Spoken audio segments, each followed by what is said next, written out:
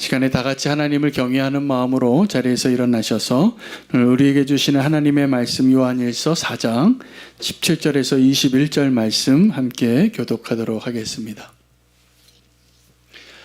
이로써 사랑이 우리에게 온전히 이루어진 것은 우리로 심판날에 담대함을 가지게 하려 함이니 주께서 그러하심과 같이 우리도 이 세상에서 그러하니라.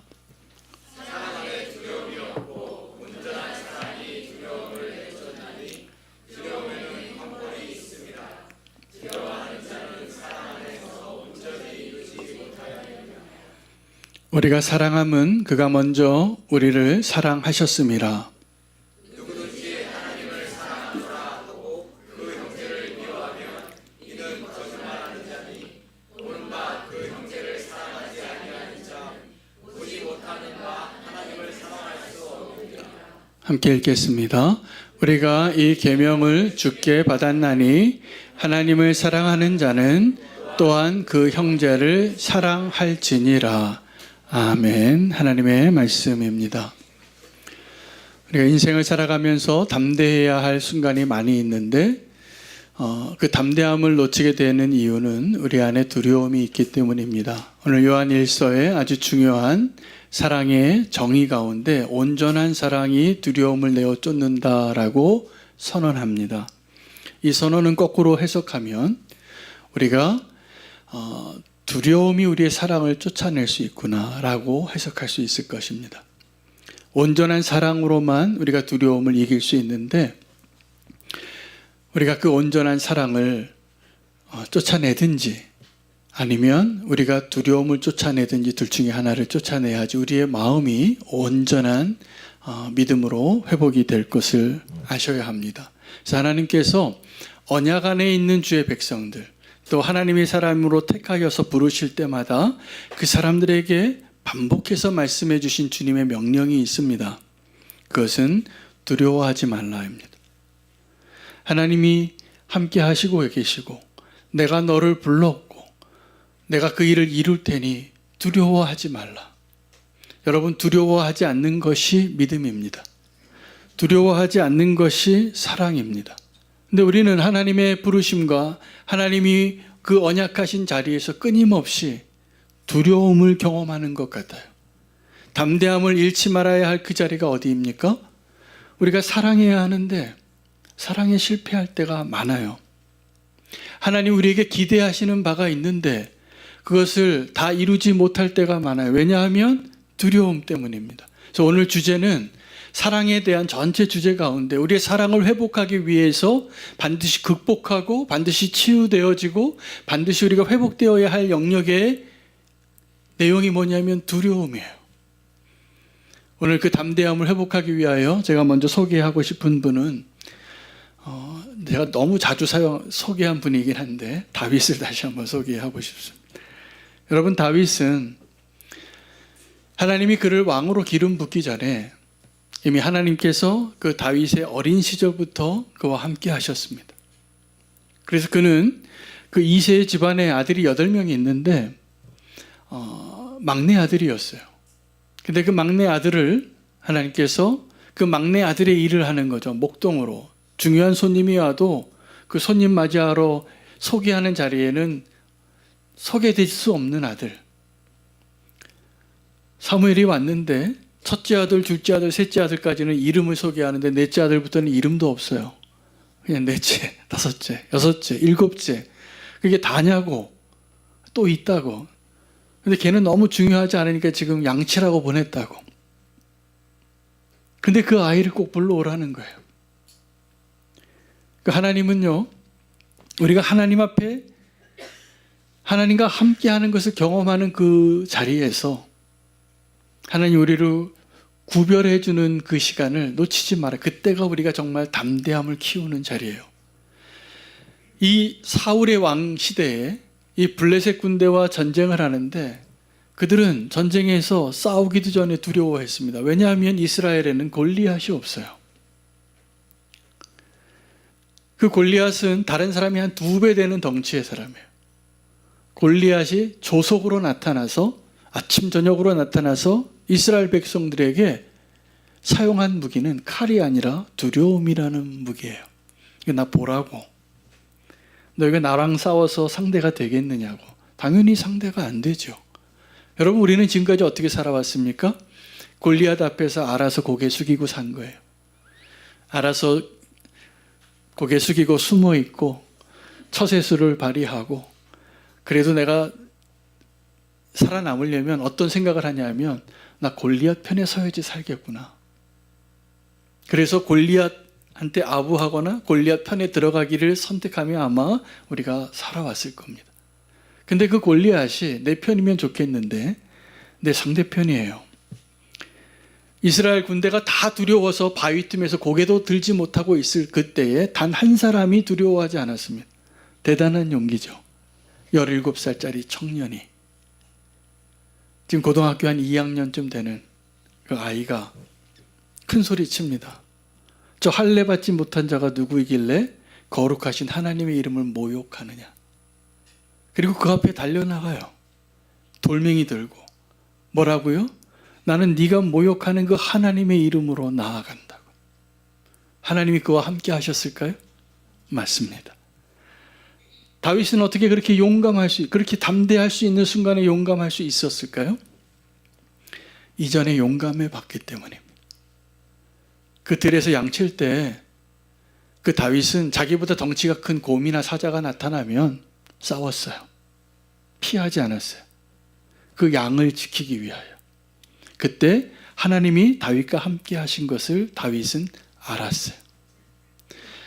하나님이 함께 하시니까 사자도 두렵지 않았어요. 그 다음에는 돌멩이 하나로 이긴 거예요.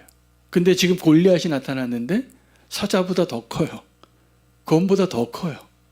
그러니 그가 이전에 사용했던 돌멩이 가지고 표적을 맞힐 수 있어요? 없어요? 있죠. 더 큰데. 하나님이 함께 하시는 것을 믿으니까 그는 다른 이스라엘 군대와 상관이 없는, 너무나 다른, 두려움 없는 유일한 그 한 사람 때문에 이스라엘이 승리합니다. 그 소년이 골리앗을 쓰러뜨리니까. 그런데 이 다윗이 그렇게 하나님의 사람으로 용맹하게, 우리가 그렇게 알고 있었던 그 다윗이 승승장구하여 나아갈 때 누가 두려워하냐 하면 사울이 두려워해요. 사울은 이 다윗을 볼 때마다 두렵습니다. 얘가 진짜 하나님과 함께 하고 계시네. 그래서 얘가 정말 내 자리를 빼앗는 자가 될 것 같은 거예요. 시기하게 됩니다. 백성들도 알아요. 사울이 죽인 자는 천천히고 다윗이 죽인 자는 만만이라. 그럴 때 이 사울이 정말 이 두려움을 해결한 사람이라면, 그도 하나님이 세우시고 하나님이 기름 부은 왕인데 그 두려워할 일이 아니에요. 기뻐할 일이에요. 대적을 죽였는데, 나보다 더 많이 죽였는데 내 부하가. 기뻐할 일이죠. 근데 우리는 다윗이 될 때보다 사울이 될 때가 많습니다. 다른 걸 두려워하는 거죠. 이 두려움의 대상을 잘 선택해야 합니다. 근데 이 다윗이 그렇게 승승장구하다가 저와 여러분이 다 알고 있는 인생 최대의 실패를 하죠. 왕이 전쟁해야 할 자리에 있지 않고 자기 집에 혼자 거닐고 있어요. 편안하게.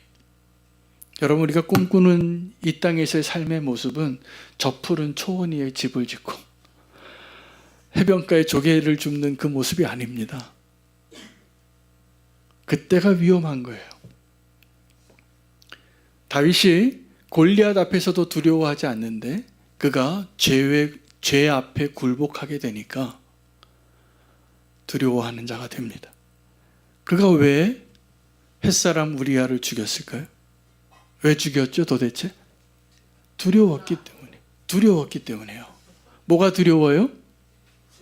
죄가 드러나는 게. 여러분, 지금도 우리가 하나님을 두려워하든지 아니면 내 죄가 드러나는 것을 두려워하든지입니다. 근데 누가 다윗을 무너뜨렸냐면 골리앗이 다윗을 무너뜨린 게 아니에요. 죄가 다윗을 무너뜨린 거예요. 근데 다윗은 다윗이에요. 하나님이 그 다윗을 축복하신 이유는 그 죄의 자리에서 그가 온전한 회개가 무엇인가를 우리에게 보여줄 수 있는 담대한 자였기 때문입니다. 여러분, 다윗처럼 회개하는 사람이 많지 않습니다.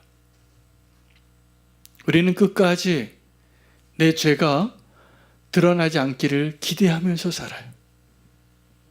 내게 처리되지 않은 죄가 있는데 이 처리되지 않은 죄를 하나님이 처리하고 않으시고 계시니까 감사하죠. 감사하세요? 감사할 일이 아니에요. 주님께서 우리의 죄를 다루실 때, 나의 부끄러운 과거를 다루실 때, 나의 지금 해결되지 않은 이 숨겨놓은 죄를 다루실 때 주님께서 우리에게 기대하시는 모습이 있어요. 다윗과 같은 모습이에요.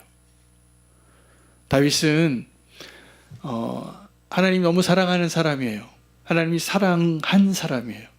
그래서 그가 범죄한 자리에 하나님이, 제가 생각해 보니까 이 다윗을 기다린 거예요. 무엇을 기다렸을까요? 다윗이 스스로 회개하고 나오기를. 다윗은 그 시간에도, 그 기간에 나단이 찾아오기 전까지도 하나님을 신실하게 예배하는 다윗과 하나님 앞에 용납할 수 없는 죄를 품고 있는 다윗이 함께 존재했어요. 저는 알아요. 지금 오늘 이 자리에도 많은 분들이 그 다윗과 같은 자라는 것. 우리는 하나님을 사랑하는 그 열망으로, 하나님을 경외하는 마음으로 하나님 앞에 예배하면서 아직도 내 죄가 드러나지 않기를 바라는 그 다윗의 모습이 있습니다. 하나님은 그 다윗을 기다려 주셨어요. 적어도 1년을 기다렸어요. 왜요? 그 아이가 태어났거든요. 하나님이 이제 아셨어요. 다윗에게 용기가 없다는 것을. 그래서 나단을 보내시는 거예요. 나단은 그 하나님의 명령에, 그 사명에 목숨을 건 자예요. 나단은 그 진실을 압니다. 그래서 비유를 하죠.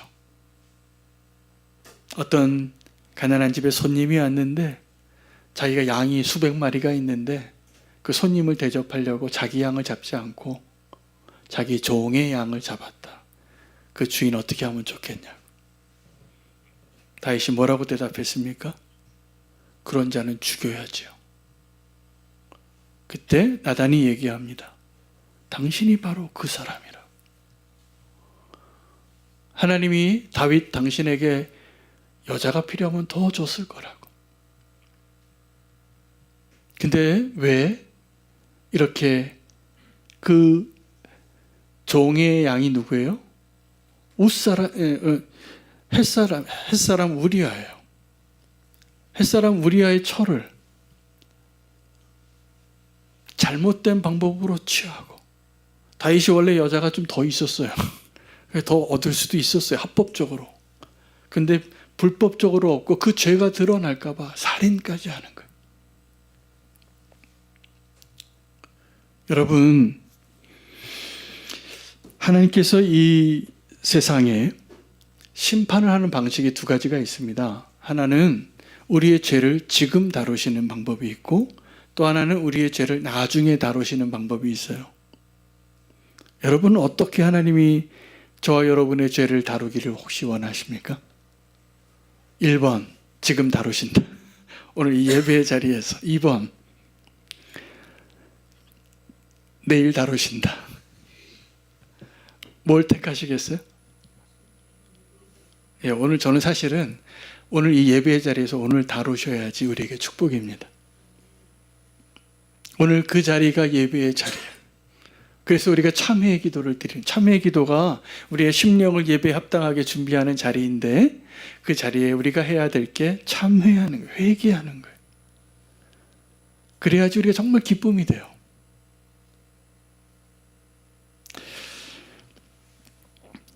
하나님은 이 땅의 죄를 다루실 때 소돔과 고모라처럼 불을 내리시기도 하고 어떤 사람의 죄를 지금 들춰내세요. 그래서 그게 막 드러나요. 그러면 어떻게 돼요? 창피해요. 대가를 지불해야 돼요. 많은 걸 잃어야 돼요. 그게 두려운 거예요. 그게 두려워요. 그래서 우리는 죄를 좀 내버려 두시면 좋겠다라는 소망으로 기도해요. 지금 다루셔야 되는데 하나님 그 조금만, 1년만, 한 달만, 일주일만 조금 더 힘을 주시고 내가 조금 더 기도하고 순종할게요. 회개할게요. 제가 고백할게요. 성공할 리가 없습니다. 두렵기 때문입니다. 하나님 우리에게 첫 번째 그 심판하는 방식, 지금 우리의 죄를 다루는 것. 또 하나는 연기하는 것. 우리가 기도하면 하나님께 이렇게 기도하면 하나님 들어주실까요? 안 들어주실까요? 하나님 조금만 더 기다려주세요. 한 달 있다가 제가 회개할게요. 기다리실까요? 안 기다리실까요? 기다리세요. 제가 생각하기에 제가 알고 있는 하나님 기다려주실 것 같아요. 다윗도 기다려주셨어요. 근데 그게 우리에게 더 어려운 무게로 다가올 겁니다. 더 어려운 무게로. 로마서에는 우리의 구원을 설명하기 위하여 바울이 먼저 우리가 죄인인 것을 증명합니다. 핑계댈 수 없을 정도로. 하나님을 알고 있던 자나 하나님을 알지 못하는 자나 우리가 다 하나님의 법을 어긴 자라. 핑계하지 못하리라. 그리고 거기에 우리가 입에 담기도 어려운 죄악들이 많이 표현되어 있어요. 여자도 순리대로 쓰지 아니하고 남자도 남자를 보고 음욕이 가득해서 이 동성애가 충만하는 시대를 살았다. 그게 소돔과 고모라 때에 있었고 우리 사사기의 기브아 시대에도 그랬고 지금도 있어요. 자, 그런데 우리가 이 어떤 한 사회나 시대가 죄악이 충만할 때 나타나는 이 성적인 죄악들에 대하여 우리는 그 하나님의 심판이 이 로마서를 이렇게 해석하시는 분들이 계세요. 그들이 그 죄악에 합당한 심판을 보응받았다고. 근데 이것이 어떤 분들은 그러니까 에이즈 걸리지 뭐 이렇게 생각하시더라고요. 아니에요. 물론 그 이유 때문에 그런 치료할 수 없는 질병에 걸리기도 하지만 정말 치료할 수 없는 질병의 증거는 에이즈가 아니라 우리의 양심이 훼손되는 겁니다. 우리가 죄를 짓는 것에 익숙해지고 담대해지면 우리는 죄 짓는 게 두렵지 않는 자가 되는 거예요. 이게 두려운 거예요. 그 다 죄 짓고 살자고 사는 거예요. 이게 지옥이에요. 이미 그래서 내어버려 두시느니라. 그들은 이미 하나님의 법을 어긴 것을 이미 상당한 보응을 받고 살게 되는 것. 여러분 지금 제가 이런 말 하면 좀 불편하시죠? 이게 불편해야지 정상이고 불편해야지 축복이에요. 그리고 하나님께로 나오는 마음의 찔림이 있다면 그게 감사한 거예요. 이게 나랑 상관없는 이야기다라고 이야기하고 이 시대를 도리어 향하여 손가락질하는 사람들이 누구냐 하면 비판하고 정죄하는 자들이에요. 제가 보니까. 비판하고 정죄할 때 우리가 어떤 거짓말을 하게 되냐 하면 나는 그런 죄를 짓지 않는 자라고 생각하게 하는 거예요. 여러분 누군가에게 돌을 던지면 저 가늠한 여인에게 돌을 던질 때 그 돌을 던지는 자들이 다 그 가늠한 자에게 돌을 던질 만한 자격이 있었을까요? 없었을까요? 없다는 걸 주님이 아셨어요. 그래서 그 여인을 구하기 위한 주님의 선택은 너희 가운데 죄 없는 자가 저 여인에게 먼저 돌을 던져라. 다 떠났습니다. 한 사람씩. 예수님의 말씀은 능력이 있어요. 그들의 무너진 양심이 다시 작동하는 거죠. 다 떠나고 그 여인만 남았을 때 주님은 그 여인을 향하여 나도 너를 정죄하지 아니하노니 이제 가서 다시는 죄를 짓지 말라. 여러분 주님께서 우리에게 이 두 가지 심판의 선택을 하게 하시는데 이게 주님의 선택이 아니라 우리의 선택이에요. 여러분 지금 오늘 이 자리에서 선택하시기 바랍니다. 내게 아직 해결되지 않은 죄, 다뤄지지 않은 그 죄를 지금 다루기를 원하십니까? 아니면 나중에 다루기를 원하십니까? 제가 보니까 주님은 우리의 그 기도에, 두 가지 기도에 다 응답하세요. 오늘 다루기를 원하신다라고 다루어 주세요라고 기도하시는 분에게는 오늘 다루실 거예요. 오늘 이 자리에서, 이 예배의 자리에서. 근데 주님께 우리가 주님 내 죄를 지금 드러낼 용기가 없습니다.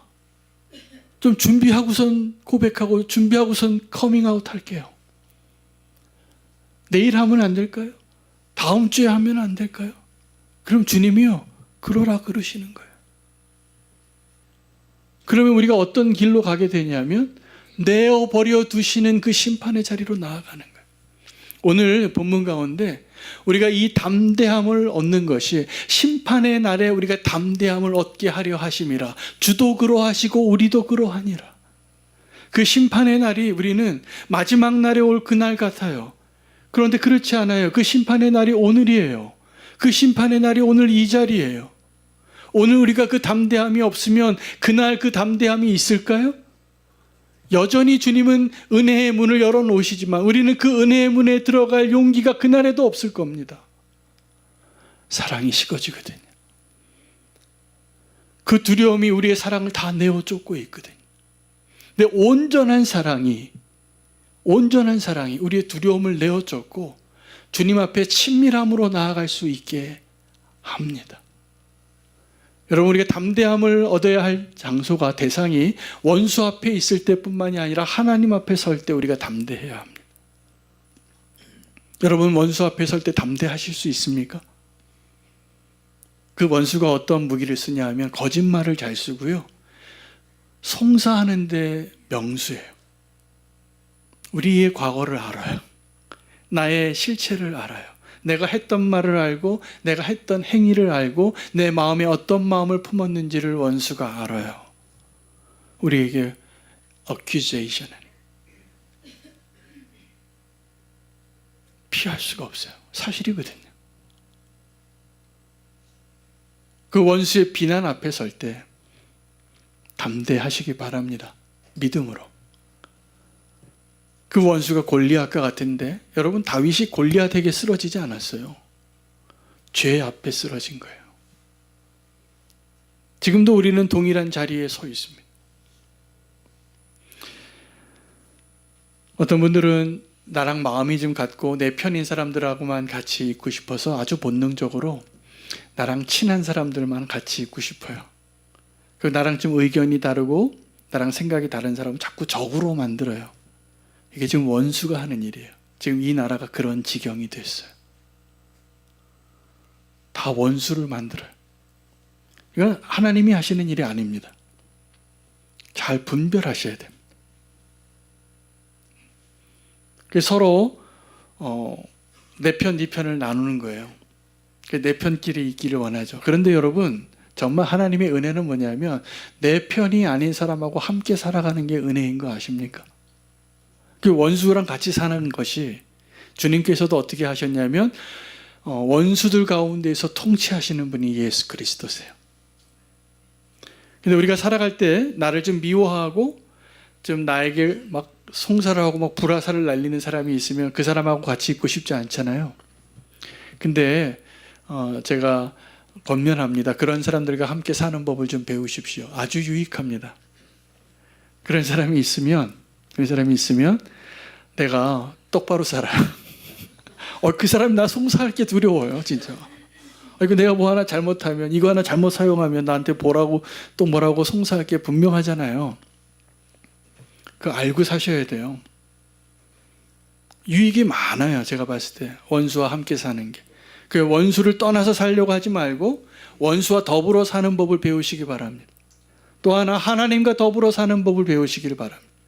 원수는 우리를 송사하고 정죄하느라고 우리를 위태롭게 하고 우리를 위협하지만 하나님은 우리가 주님을 더 친밀하게, 오늘 이 예배의 자리가 그런 자리예요. 주님과의 나의 관계가 친밀해지면 담대함을 얻는 거예요. 두려워하지 말라. 예, 주님이 나와 함께 하시는데 뭐가 두려워요? 여러분, 원수 앞에서, 하나님 앞에서 담대하여지는 믿음으로 서기를 축복합니다. 이 세상은 지금 죄를 짓는데 담대하지만 정말 담대한 분은 하나님이세요. 하나님은 이 세상에서 가장 믿을 만한 존재이신데 가장 믿을 만하지 못할 만한 자들을 지금 데리고 제자라고 성도라고 자녀라고 백성이라고 우리를 부르시고 함께하고 계시는 거예요.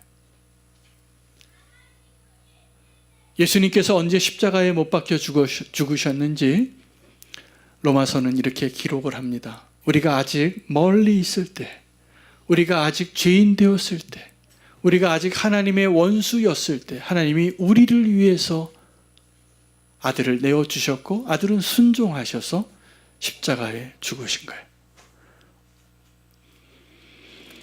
하나님 우리를 언제 사랑하셨는가를 아시기 바랍니다. 우리는 지금도 하나님 앞에 내가 좀 사랑할 만한 존재가 됐을 때야 하나님이 나를 사랑하신다라고 착각해요. 이게 가짜 사랑이에요.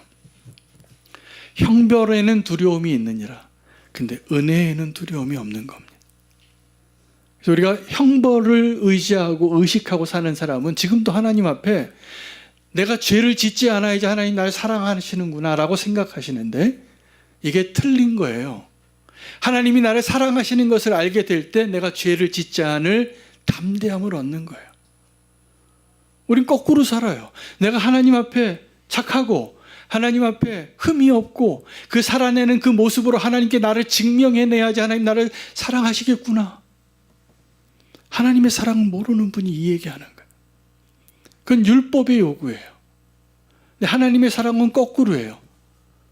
하나님이 날 사랑하시는구나. 내가 어떠한 죄를 지어도 어떠한 연약함이 있어도 하나님이 나를 사랑하시는구나. 이게 믿어지면 우리가 죄에 대해서 승리할 수 있어요. 그때에만 승리할 수 있어요.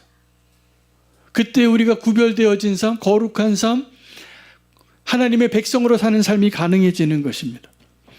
여러분, 원수가 지금도 우리에게 사용하는 여러 가지 무기가 있는데 우리로 하여금 거짓말하게 해요. 두려움 때문에.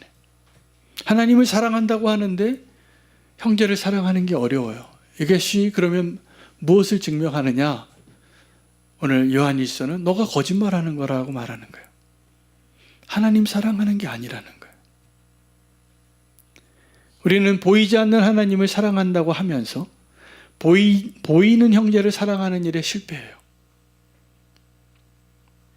근데 이게 거짓말하는 거라는 거예요. 우리는 여러 가지 핑계가 있어요.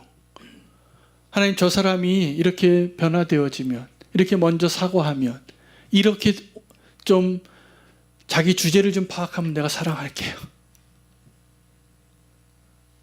제가 지난주에 베드로 이야기했잖아요.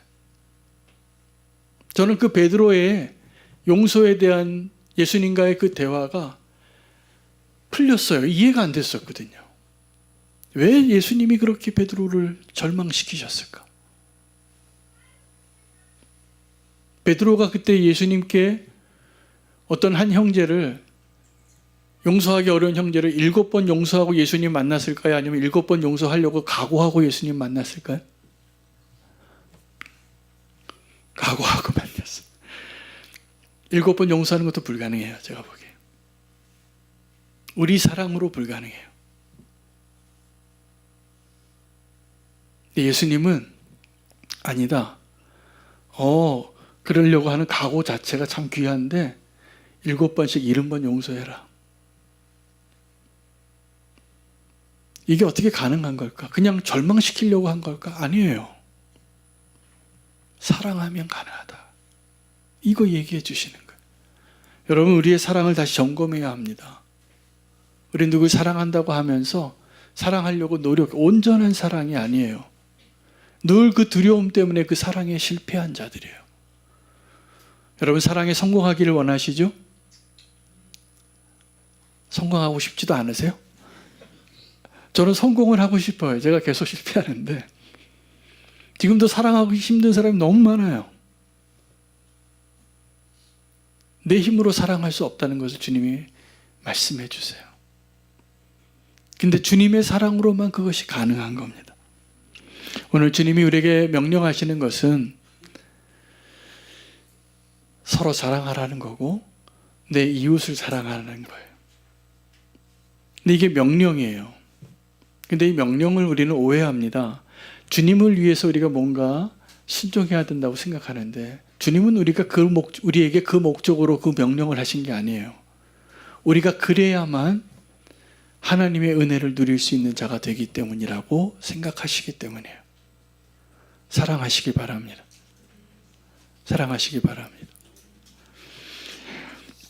우리가 사랑에 실패하는 이유가 있는데 두려움 때문이라는 거예요. 그 사랑 때 원수 앞에 설 때뿐만이 아니라 하나님 앞에 설 때 이 담대함을 잃지 마셔야 돼요. 제가 오늘 이 두려움을 극복하는 사랑을 설명하기 위하여 여러분과 제가 잘 알고 있는 또 하나의 인물을 소개하려고 해요. 부자 청년이에요. 부자 청년이 예수님께 나와서 이렇게 물었습니다. 예수님, 내 이웃이 누구입니까? 이게 무슨 얘기인지 아세요? 무엇을 의미하는지? 예수님, 나 같은 사람이 없어요. 내가 제일 주님의 계명을 잘 지키는 자예요. 다른 사람이 나만큼만 좀 살았으면 좋겠어요 라고 말하는 거예요. 누가 내 이웃입니까? 라고 질문하는 의도가. 예수님이 그 사람의 선하고 성실하고 신실함에 대해서는 칭찬하세요. 너 잘했다고. 그 하나님의 계명이 뭐냐? 요약도 잘해요. 하나님을 사랑하고 내 이웃을 사랑하는 것이라고. 내가 이것을 어떻게 잘 지켰다고. 잘했다. 근데 주님께서는 선한 사마리아인 이야기를 하시고 마지막에 질문을 하시는 거예요. 이 강도 만난 자의 이웃이 누구냐고. 이 청년은 내 이웃이 누구입니까? 라고 물었는데 예수님은 그 청년에게 이 강도 만난 자의 이웃이 누구냐고 질문하셨어요. 이것은 무엇을 의미할까요?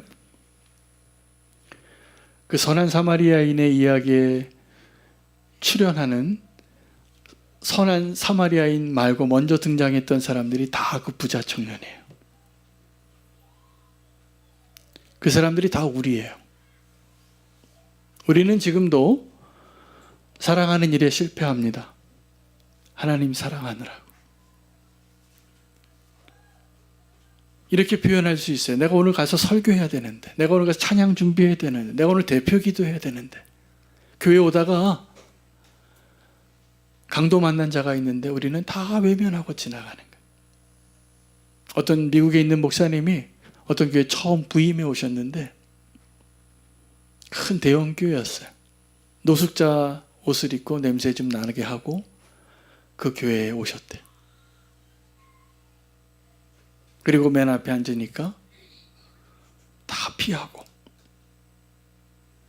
나중에 그 목사님이 강단에 올라서 내가 오늘 새로 부임한 목사라고. 그리고 성도님들에게 이 선한 사마리아인의 이야기를 하셨다는 이야기를 들었어요. 여러분, 우리는 내가 강도가 아니라는 것을 주장하느라고 신앙생활할 때가 많습니다.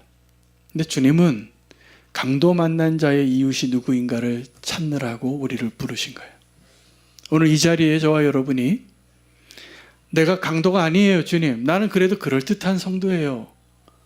라는 것을 주장하기 위하여 그것을 주님께 고백하기 위하여 예배하는 자 되는 일은 이제 이 정도로 충분하세요. 강도 만난 자의 진정한 이웃이 될 수 있는 예배자 되시기를 원합니다.